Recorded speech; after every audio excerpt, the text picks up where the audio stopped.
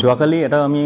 evening সময়ত খবৰ পাইছিলোঁ যে মণিপুৰৰ ফ্ৰেজল ডিষ্ট্ৰিক্টৰ পৰা দুজন ড্ৰাগ পেডলাৰে বৰাক ৰিভাৰ ইউজ কৰি লক্ষীপুৰলৈকে ইয়াবা টেবলেটছ আৰু হিৰ'ইন লৈ আহি আছিলে আৰু যেতিয়া তেওঁলোকে লক্ষীপুৰ ঘাটত নামিছিলে আৰু উজানতাৰাপুৰৰ ছাইডত আহি আছিলে তেতিয়া আমি এই অভিযানটো চলাইছিলোঁ আৰু দুজন ব্যক্তিক আমি আটক কৰিছিলোঁ আৰু তেওঁলোকৰ পৰা আমি 10,000 ইয়াবা টেবলেটছ আৰু 21 গ্ৰামছ অফ হিৰ'ইন আমি চিজ কৰিবলৈ সক্ষম হৈছোঁ আৰু